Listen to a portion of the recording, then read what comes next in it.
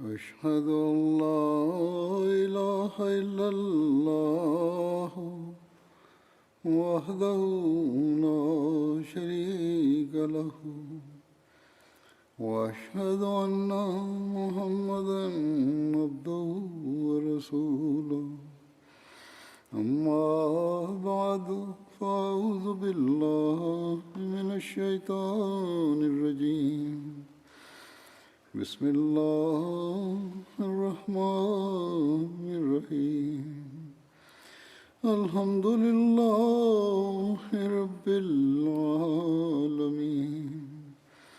الرحمن الرحيم مالك يوم الدين إياك نعبد وإياك نستعين اهدنا الصراط المستقيم صراط الذين أنعمت عليهم غير المغضوب عليهم ولا الضالين.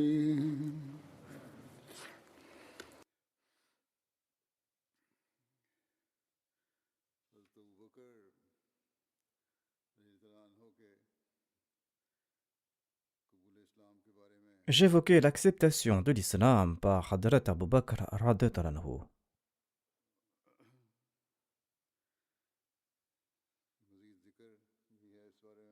Je présente d'autres récits à ce propos. Certains points sont présentés sous différents angles. Je vais les présenter même si on a l'impression qu'il s'agit du même incident.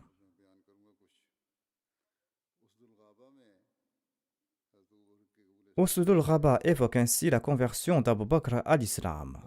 Abdullah bin Masoud relate Abu Bakr Siddiq radhiyallahu anhu a raconté: avant que le saint prophète Mohammed sallallahu alayhi wa sallam ne se proclame prophète, j'étais parti une fois au Yémen.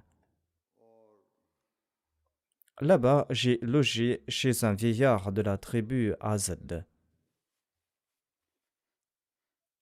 Il était un savant ayant étudié les textes sacrés et il était aussi un expert en généalogie.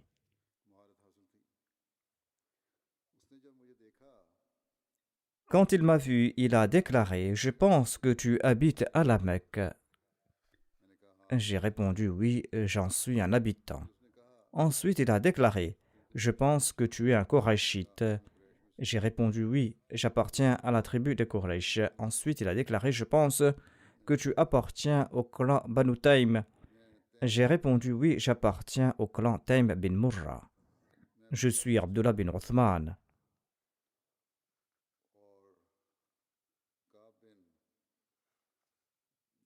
Et je suis un des descendants de Ka'b bin Taym bin Murra. Le vieillard a déclaré: « Il ne me reste qu'un seul point à confirmer à ton sujet. » Ici, Abu Bakr radhiyallahu anhu a déclaré qu'il se nommait Abdullah bin Uthman. Je crois que le saint prophète Mohammed Peace à lui ne l'avait pas encore nommé Abdullah. En tout cas, c'est ce qui est dit dans ce récit. Le vieillard a déclaré: « Il ne me reste qu'un seul point à confirmer à ton sujet. » Et j'ai demandé: « Qu'est-ce que c'est ?» Il a dit: « Enlève tes vêtements et montre-moi ton abdomen. » J'ai répondu: « Je ne le ferai pas à moins que tu m'en informes de la raison. » Le vieillard a déclaré: « Suite au savoir véridique que je détiens, j'ai compris qu'un prophète sera envoyé au haram, c'est-à-dire à la Mecque. Un jeune homme et un vieil homme l'aideront dans sa mission. Le jeune homme, quant à lui, foncera au cœur des difficultés et il mettra fin aux soucis. Et celui qui est plus âgé sera de teint blanc et il aura le corps élancé. Il aura un grain de beauté sur le ventre et il y aura aussi un signe sur sa cuisse gauche. Il n'est pas nécessaire que tu me montres ce que je t'ai demandé. Tous les autres attributs en toi ont été accomplis, sauf ce qui m'est caché. » Abu Bakr a déclaré: « Alors j'ai écarté les vêtements sur mon abdomen. Il a vu un grain de beauté noir au-dessus de mon nombril et il a déclaré par le Seigneur de la Kaaba, c'est bien toi. Je vais te présenter un cas, sois prudent à ce propos. Abu Bakr a demandé qu'est-ce que c'est. Il a répondu, ne t'écarte pas des conseils de ce prophète et tiens-toi fermement sur la voie idéale et meilleure. Et crains Dieu concernant la richesse qu'il t'accordera. Abu Bakr as-Siddiq relate, j'ai terminé mon travail au Yémen et je suis venu voir le vieil homme pour lui souhaiter adieu. Et il a déclaré, vas-tu mémoriser les vers que j'ai composés en honneur à ce prophète? Oui, j'ai répondu. Et il a récité quelques vers. Abu Bakr as-Siddiq relate, lorsque je suis arrivé à la Mecque, le saint prophète Mohammed à lui s'était déjà proclamé prophète. Ensuite, Utba bin Abi Muayt, Shayba, Rabia, Abu Jahal et Abu Bakhtari et d'autres chefs korachites sont venus me voir. Je leur ai demandé quel malheur vous a frappé, qu'est-ce qui s'est passé, pourquoi êtes-vous venus me voir tous ensemble? Ils ont répondu, ô Abu Bakr, un grand événement a eu lieu. L'orphelin d'Abu Talib prétend être un prophète. Si cela ne te concernait pas, nous n'aurions pas attendu. Étant donné que tu es retourné, nous te confions l'affaire et tu nous suffis. Abu Bakr a déclaré, je me suis soustrait à leur requête avec bienséance et quand j'ai demandé à propos du saint prophète Mohammed à lui, on m'a informé qu'il était dans la maison de Khadija.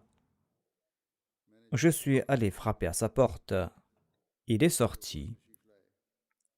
Et j'ai déclaré, ô Mohammed sallallahu alayhi wa sallam, vous avez quitté la maison de vos parents et vous avez abandonné la religion de vos aïeux.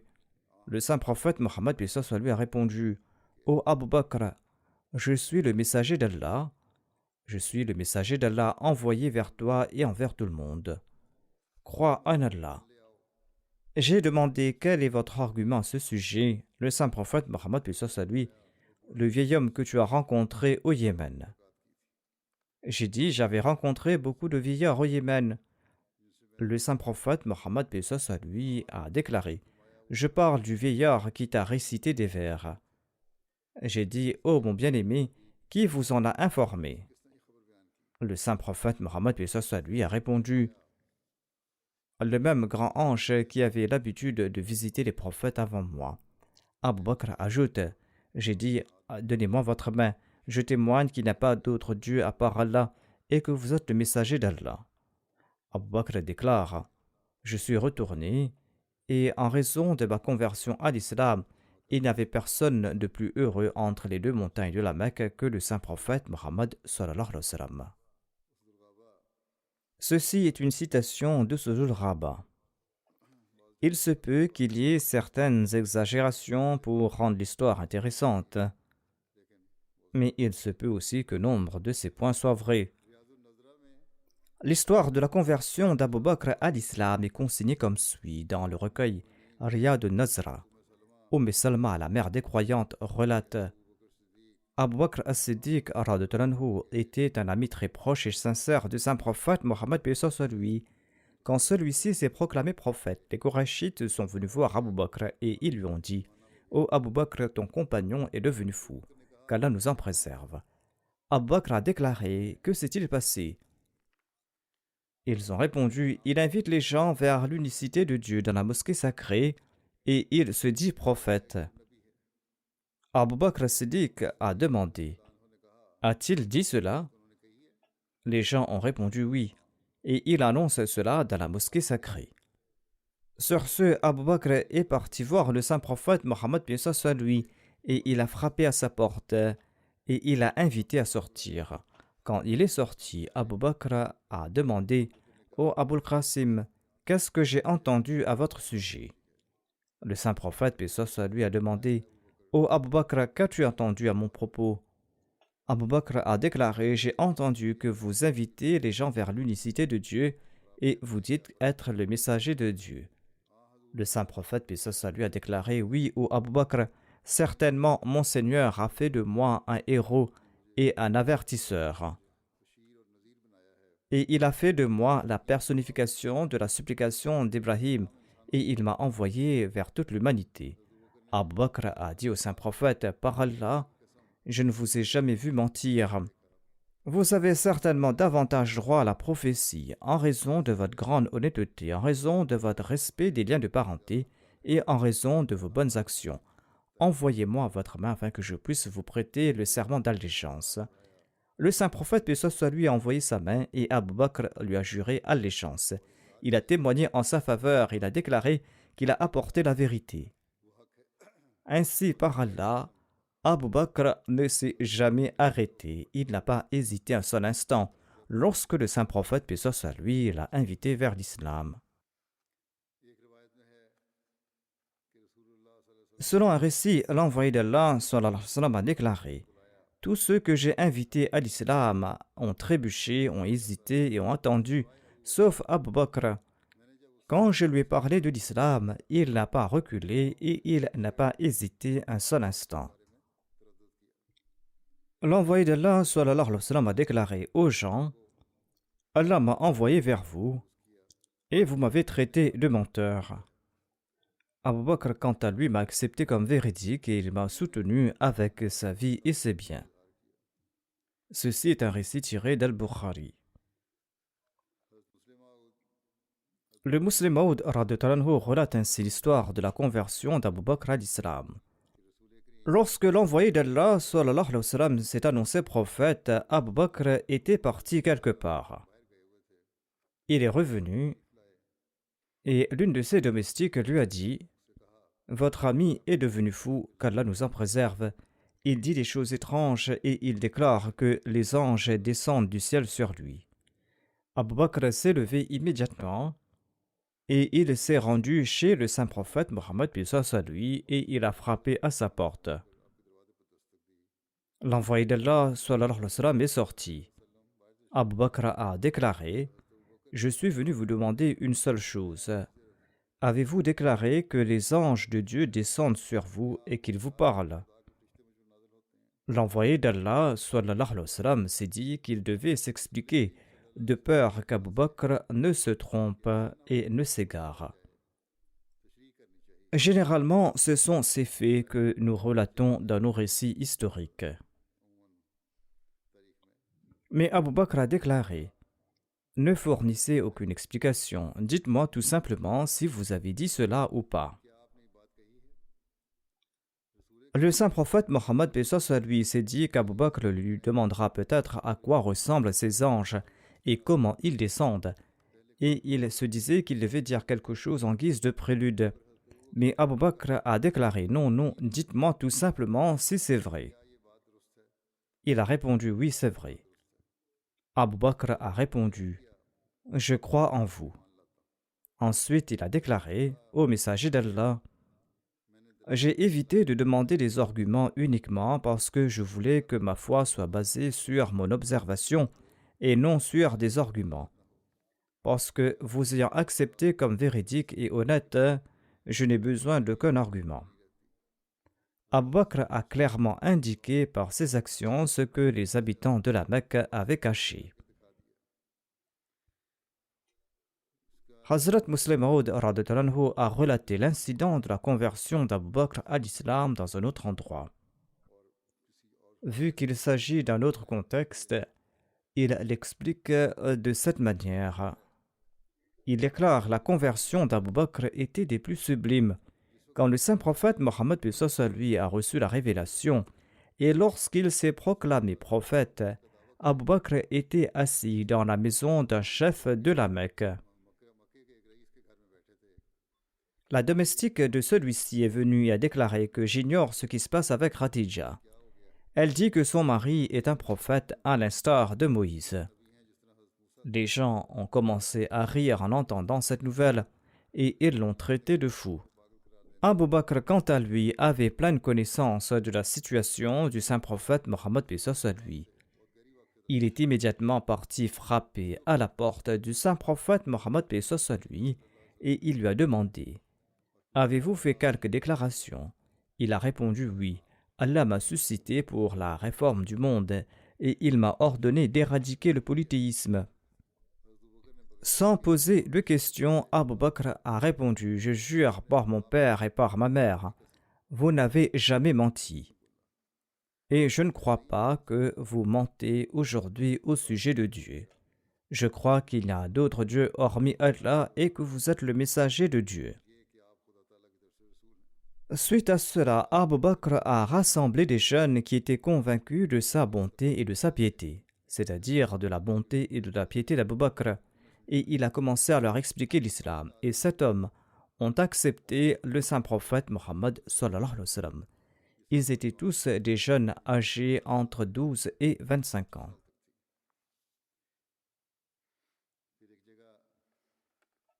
Dans un autre endroit, Hazrat Muslim Maud a relaté cet épisode en ces termes. Abu Bakr a accepté le saint prophète Mohammed lui suite à un seul argument, et à aucun moment il n'avait eu le moindre soupçon à son sujet. Il présente ici le même argument, mais les événements sont un peu différents. Il déclare que l'argument était qu'il avait connu l'envoyé d'Allah sallallahu alayhi wa sallam depuis son enfance, et il savait qu'il n'avait jamais menti, qu'il n'avait jamais fait de mal à personne, qu'il n'avait jamais prononcé de paroles impures. C'était tout ce qu'il savait. Il ne connaissait pas d'autre charia que celle-là pour juger, selon ses normes, la véridicité du saint prophète Mohammed puis ce soit lui, et il ne suivait aucune loi. Il ne savait pas ce que c'était un prophète de Dieu et quels sont les arguments prouvant son authenticité. Il savait tout simplement que le saint prophète Mohammed puis ce soit lui n'avait jamais menti. Il était parti en voyage et lors de son chemin de retour, quelqu'un lui a dit: Ton ami Mohammed sallallahu alayhi wa sallam prétend être un prophète de Dieu. Abu Bakr lui a demandé si Mohammed sallallahu alayhi wa sallam l'avait dit. L'autre a répondu oui. Abu Bakr a déclaré: en ce cas, il ne ment pas. Il dit la vérité. Étant donné qu'il n'a jamais menti sur les hommes, pourquoi va-t-il mentir à propos de Dieu? Étant donné qu'il n'a jamais été malhonnête envers les êtres humains, comment peut-il commettre une si grande malhonnêteté au point de détruire son âme? Ceci était l'unique argument ayant poussé Abu Bakr à accepter le saint prophète Mohammed lui. Et d'ailleurs, Allah a cité cet argument en faveur du saint prophète lui. Il déclare dans le Saint-Coran: Annonce aux gens: Faqad labithu fikum umaran min qablihi afala ta'qilun. Faqad labithu fikum umaran min qablihi afala ta'qilun.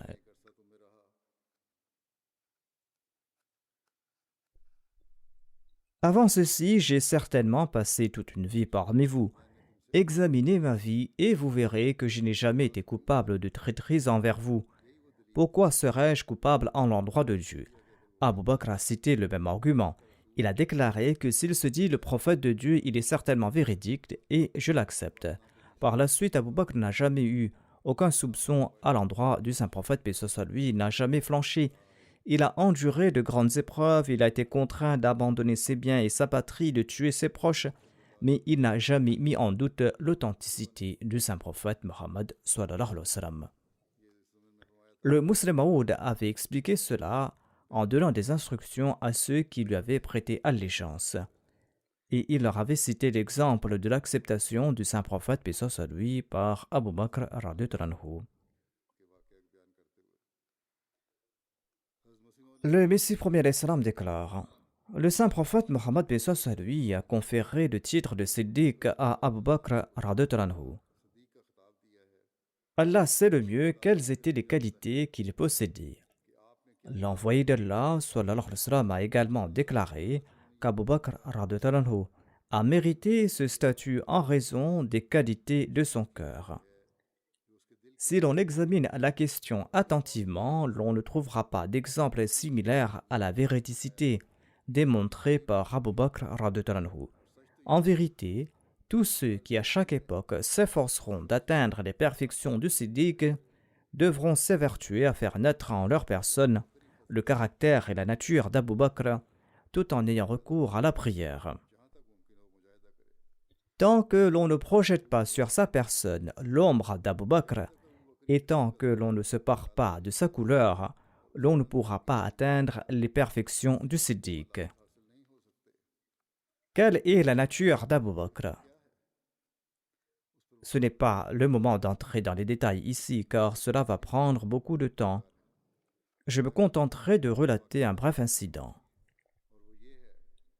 Quand le saint prophète Mohammed lui s'est proclamé prophète, Abu Bakr s'était rendu en Syrie pour faire des affaires. Il a rencontré quelqu'un en cours de route lors de son voyage retour et l'a interrogé sur la situation à la Mecque, lui demandant quelles étaient les dernières nouvelles. Généralement, lorsqu'on revient d'un voyage et qu'on rencontre un compatriote en chemin, on lui demande des nouvelles du pays. L'autre a répondu que la dernière nouvelle est que ton ami Mohammed s'est dit prophète. En entendant cela, Abu Bakr a déclaré: s'il a fait cette affirmation, il a dit sans doute la vérité. Ainsi donc, grâce à cet incident, l'on comprend à quel point Abu Bakr avait une bonne opinion du saint prophète Mohammed lui. Il n'a même pas eu besoin de miracles. D'ailleurs, on exige des miracles quand on n'est pas familier avec les circonstances du prophète et quand on ne le connaît pas, et quand on a besoin davantage d'assurance. Mais celui qui est pleinement conscient des circonstances du prophète n'a pas besoin d'un miracle. Abu Bakr a cru après avoir entendu à propos de la déclaration du saint prophète Mohammed lui en cours de route. Et lorsqu'il est arrivé à la Mecque, il s'est rendu chez le saint prophète Mohammed lui et il lui a demandé: avez-vous revendiqué être prophète? Le saint prophète Mohammed lui a répondu: oui, c'est exact. Sur ce, Abu Bakr a déclaré: témoignez que je suis le premier qui croit en vous. Ce n'était pas une simple déclaration de sa part. Abu Bakr l'a prouvé par ses œuvres et il a respecté cet engagement jusqu'à sa mort et il ne l'a même pas quitté après la mort. Le Messie premier l'Islam a commenté sur le verset suivant de la sourate Ar-Rahman. وَلِمَنْ خَافَ مَقَامَ رَبِّهِ جَنَّتَانِ. Et pour celui qui redoute le rang élevé de son Seigneur, il y a deux jardins. وَلِمَنْ خَافَ مَقَامَ رَبِّهِ جَنَّتَانِ. Pour celui qui craint le rang élevé de son Seigneur, il y a deux jardins. En citant l'exemple d'Abu Bakr, le Messie premier l'Islam a déclaré: il suffit de regarder Abu Bakr as-Siddiq radhiyallahu anhu. Lorsqu'il retournait de la Syrie, il a rencontré quelqu'un en chemin. Il lui a demandé les nouvelles du pays. L'autre a répondu: il n'y a rien sauf que ton ami Mohammed s'est dit être prophète. En entendant cela, Abu Bakr lui a répondu: il dit la vérité s'il se dit prophète. Il ne pourra jamais mentir. Abu Bakr s'est rendu directement chez le saint prophète Mohammed lui et il lui a dit: soyez témoin que je suis le premier à croire en vous. Abu Bakr n'a pas demandé de miracle au saint prophète Mohammed sallallahu alayhi wa sallam. Il a cru en lui en premier grâce à la bénédiction de sa connaissance de la personne du saint prophète Mohammed lui.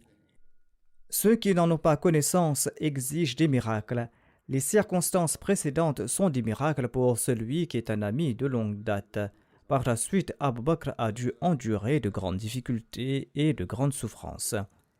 Il était celui qu'on avait le plus tourmenté, le plus persécuté, et il était le premier à être placé sur le trône de la Naboua.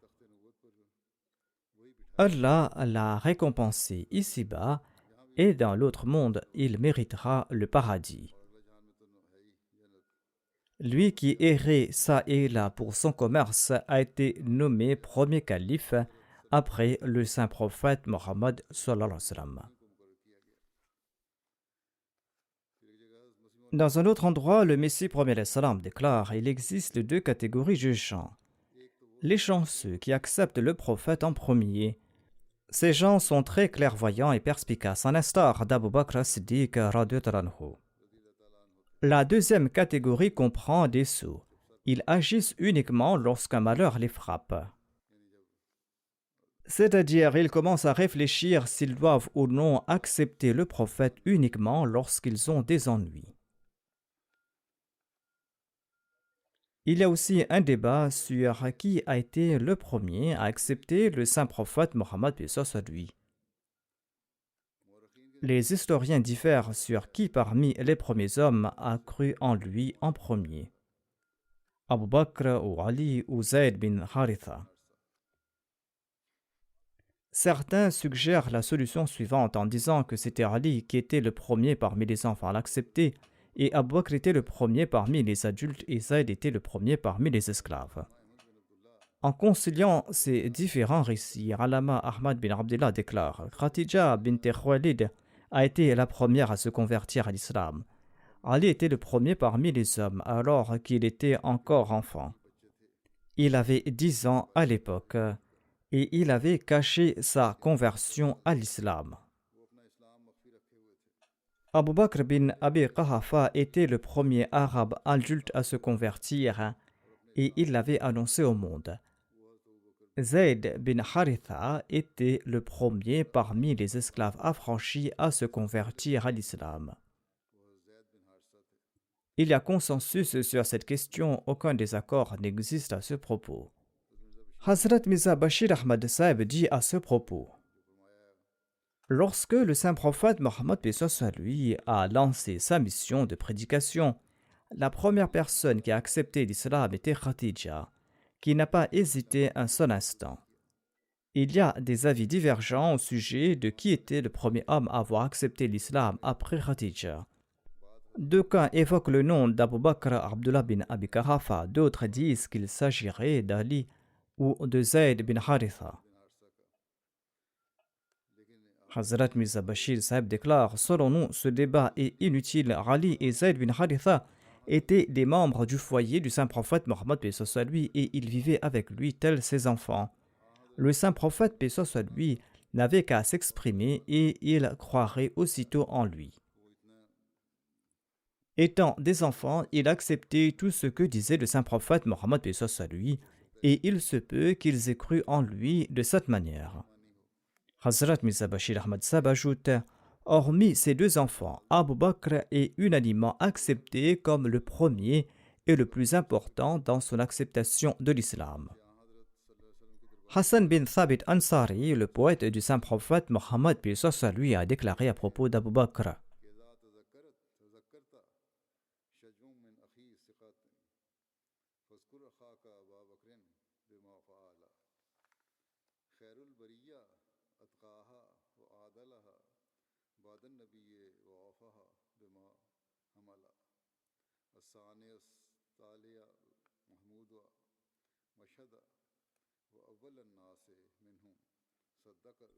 chaque fois que le doux souvenir de l'un de vos nobles frères s'élève dans votre cœur, souvenez-vous également de votre frère Abu Bakr en raison de ses vertus dignes d'évocation.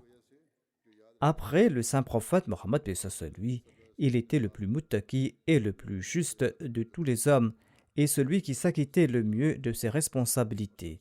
En effet, c'était Abu Bakr qui était le deuxième avec le saint prophète Mohammed paix soit lui dans la caverne de Thor, et c'était lui qui s'était effacé dans l'obéissance du saint prophète Mohammed paix soit lui. Quelle que soit la tâche qu'il entreprenait, Abu Bakr embellissait cette tâche et il était le premier à croire au messager d'Allah sallallahu alayhi wa sallam. Les Qurayshites honoraient et respectaient grandement Abu Bakr en raison de sa noblesse et de ses aptitudes. Au sein de l'islam, il a acquis un statut qu'aucun autre compagnon n'a atteint. Abu Bakr n'a même pas pour un seul instant douté de la prophétie du saint prophète Mohammed paix soit lui. Il a accepté instantanément. Ensuite, il a consacré toute son attention, toute sa vie, toute sa richesse au service de la religion apportée par le saint prophète Mohammed paix soit lui. Le saint prophète Mohammed paix soit lui tenait Abu Bakr le plus cher parmi ses compagnons et après la mort de l'envoyé d'Allah, il est devenu son premier calife. À l'époque de son califat, il a fourni la preuve de ses aptitudes inégalées. Springer, un orientaliste européen renommé, écrit ceci concernant Abu Bakr.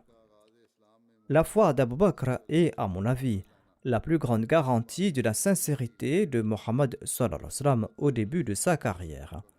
Même si Mohammed sallallahu alayhi wa sallam aurait pu se tromper, il n'a pas trompé les autres. Il se croyait sincèrement être l'envoyé de Dieu. Sir William Muir est également en parfait accord avec son point de vue.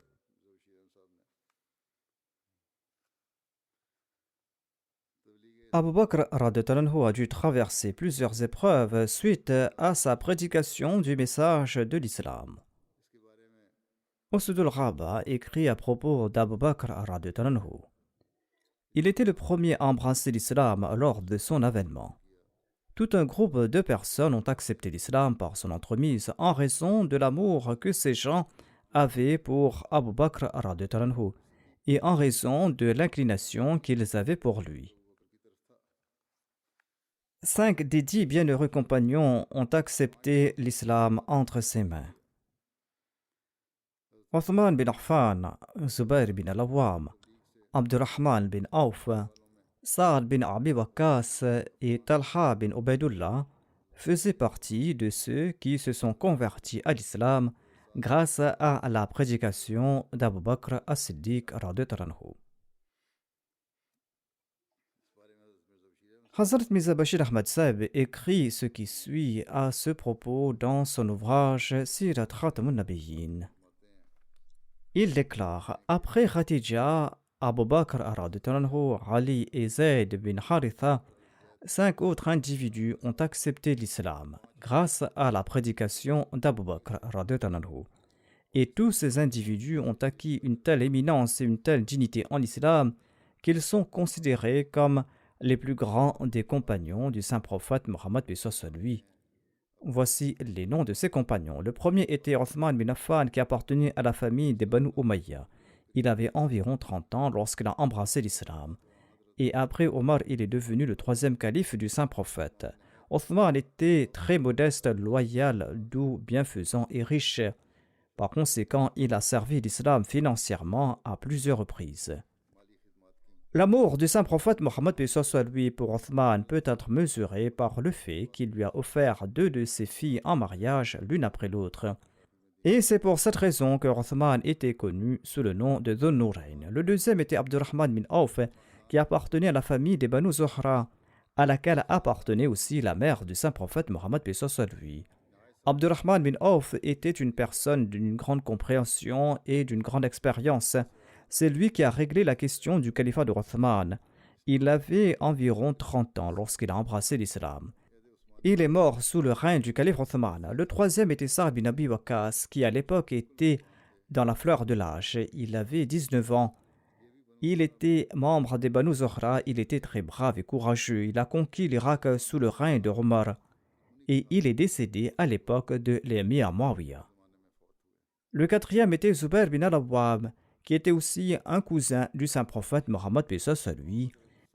Il était le fils de Safiya bint Abdel Muttalib et il est devenu plus tard le gendre d'Abu Bakr radhiyallahu anhu.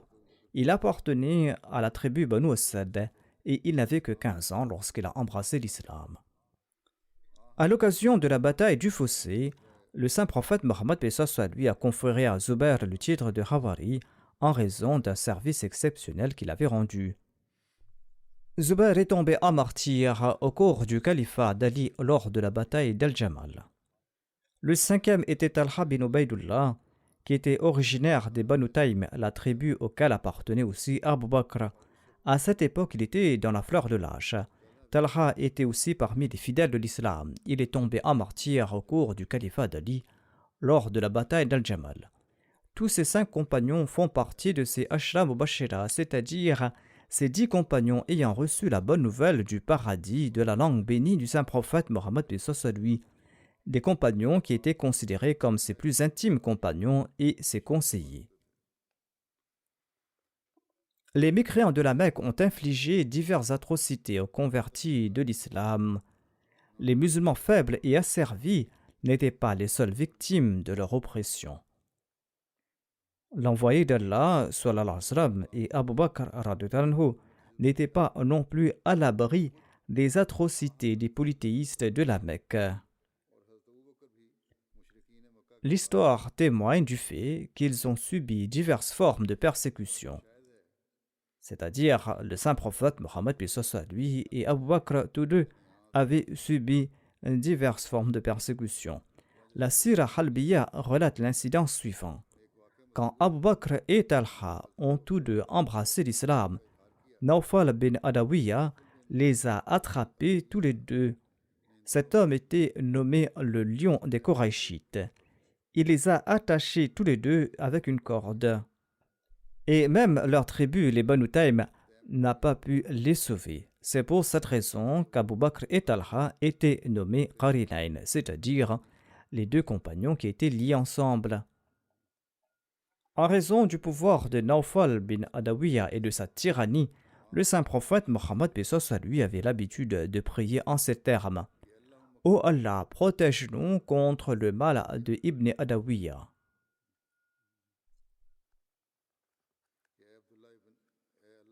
Il disait, ô Allah, protège-nous contre le mal de Ibn Adawiya. Au roi bin Zubair relate ceci. J'ai demandé à Abdullah bin Amr bin As de m'informer du pire traitement que les polythéistes avaient infligé au saint prophète Mohammed sallallahu alayhi wa sallam. Il a relaté qu'une fois l'envoyé d'Allah sallallahu alayhi wa sallam priait dans l'enceinte de la mosquée Al-Haram quand Uqba bin Abi Mu'ayt est venu et il a placé un tissu autour du cou du saint prophète Mohammed lui et l'a étranglé.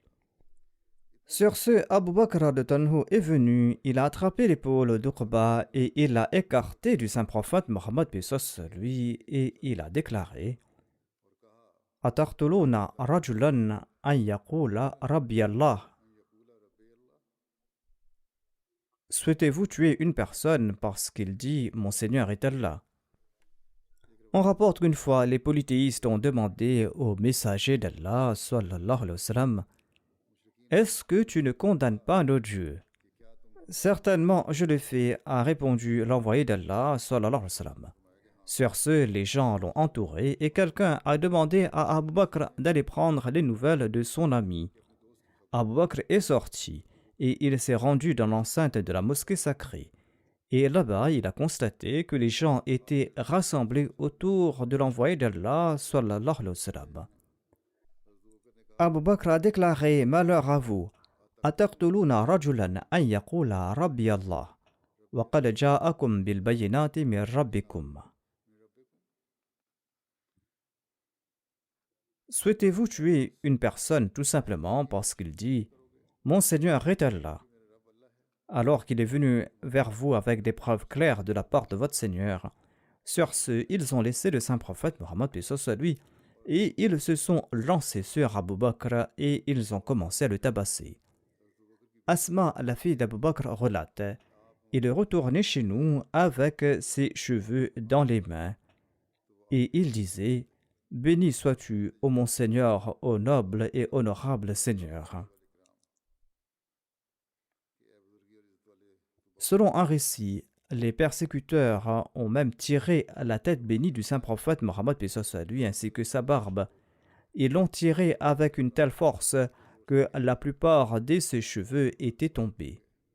Sur ce, Abu Bakr s'est levé pour le sauver et il disait Ataqtuluna rajulan an yaqula Rabbi Allah.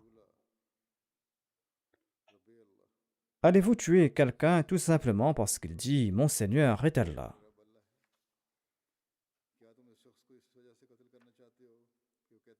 Abu Bakr pleurait. Sur ce, l'envoyé d'Allah sallallahu alayhi wa sallam a dit Ô Abu Bakr, laisse-les tranquilles. Par celui qui détient mon âme entre ses mains, j'ai été envoyé vers eux pour que je sois sacrifié.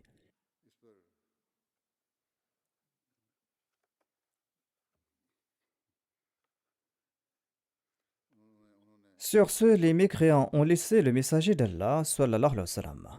Ali radhiyallahu avait demandé un jour à l'assistance.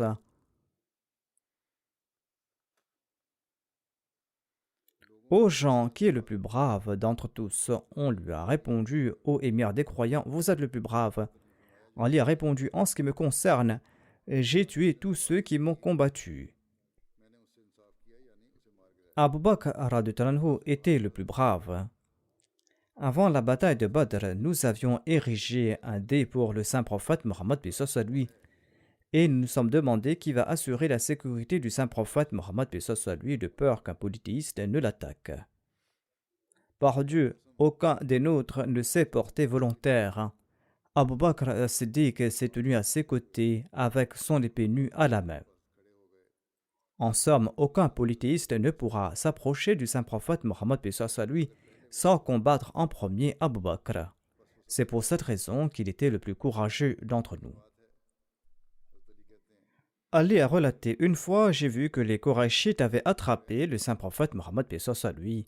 Quelqu'un déversait toute sa colère sur lui, tandis qu'un autre le tourmentait. Il disait: tu dis qu'il n'y a qu'un seul Dieu et tu abandonnes tous les autres. Par Dieu, quiconque s'approchait du saint prophète Mohammed paix soit sur lui, Abu Bakr le frappait et le repoussait, ou il lui faisait des reproches et l'éloignait du saint prophète. Il disait: que vous soyez ruinés. Ataqtuluna rajulan an yaqula Rabbi Allah.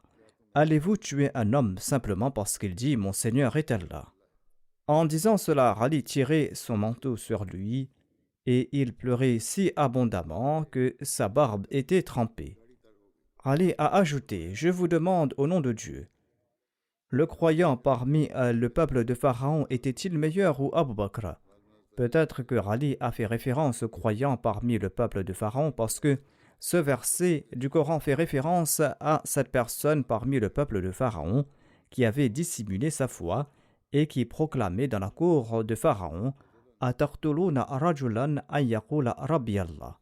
Sur ce, tout le monde s'est tu. Ali a déclaré: par Allah, même une heure d'Abu Bakr est meilleure que tous les actes vertueux terrestres du croyant parmi le peuple de Pharaon, parce que cet individu dissimulait sa foi tandis qu'Abu Bakr l'annonçait ouvertement.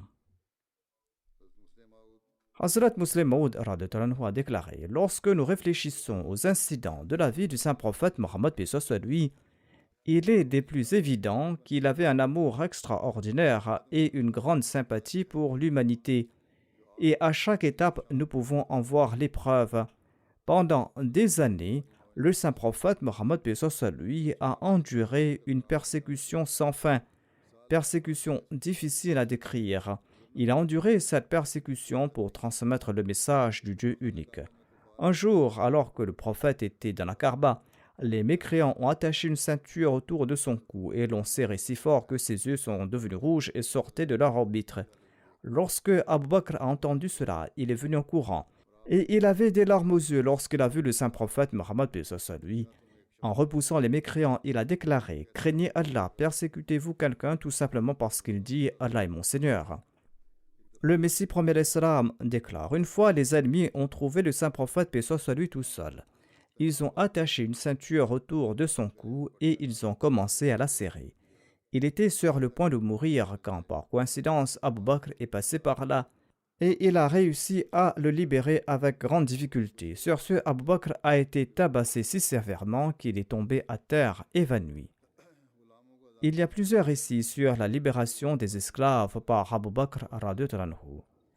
On rapporte que lorsque Abu Bakr a embrassé l'islam, il possédait 40 000 dirhams. Il les a dépensés dans la voie d'Allah et il a libéré 7 personnes qui étaient persécutées en raison de leur croyance en Allah. Ces esclaves affranchis étaient Bilal, Amir bin Fuhaira, Zunaira, Mahdiya et sa fille, une femme esclave des Banu Mu'mal, ainsi que Uwais. Bilal était l'esclave de la tribu Banu Jumma et Umayya bin Khalf le persécutait sévèrement. Selon un récit, lorsque Bilal a accepté l'islam, ses propriétaires l'ont allongé sur le sol et ils ont placé des pierres et une peau de vache sur lui et ils lui ont dit: tes seigneurs sont Lat et Uzza. Cependant, Bilal, quant à lui, répondait Ahad Ahad. Abu Bakr est venu les voir et il leur a demandé: pendant combien de temps allez-vous persécuter cette personne? Le narrateur affirme qu'Abu Bakr a acheté Bilal pour 7 orqiya et l'a libéré. Un orqiya vaut 40 dirhams. Il a donc été acheté pour le prix de 280 dirhams. Abu Bakr a ensuite informé le saint prophète, puis soit lui, de cet incident. Sur ce, le saint prophète a répondu au Abu Bakr, incluant également dans cette transaction. Abu Bakr a répondu au messager d'Allah, je l'ai libéré. Amir bin Fuhayra était un esclave d'origine africaine. Il était l'esclave de Tufail bin Abdullah bin Sakhbara, qui était le demi-frère d'Aïcha du côté de sa mère. Amir est compté parmi les premiers musulmans. Il a été persécuté dans la voie d'Allah. Abu Bakr l'a acheté et l'a libéré. Zunaira la romaine était parmi les premières femmes musulmanes et elle a accepté l'islam dès le début. Les idolâtres la persécutaient. On dit qu'elle était la femme esclave des Banu Makhzoum et qu'Abu Jahal l'a persécutée. On rapporte aussi qu'elle était l'esclave des Banu Abduddar. Lorsqu'elle a embrassé l'islam, elle a perdu la vue. Et les idolâtres disaient que Lat et Uzza avait fait perdre la vue à Zunaira parce qu'elle avait rejeté ses idoles. Sur ce, Zunaira a répondu: Lat et Uzza ne savent même pas qu'il est vénère. Comment pourrait-elle me priver de la vue? Elles sont aveugles, que pourrait-elle faire? Cela vient du ciel. C'est Allah qui a décrété que je perde la vue, et c'est mon Seigneur qui peut rétablir ma vue de nouveau. Telle était sa réponse aux mécréants. Le lendemain matin, lorsqu'elle s'est réveillée, Allah lui avait rendu la vue, et elle a été capable de voir à nouveau. Sur ce, les Qurayshites ont dit: c'est en raison de la sorcellerie de Mohammed. Lorsque Abu Bakr a été témoin de sa souffrance et de sa tourmente, il l'a acheté et l'a libéré. Inch'Allah, je mentionnerai d'autres récits la prochaine fois. Il y a d'autres récits concernant la libération des esclaves.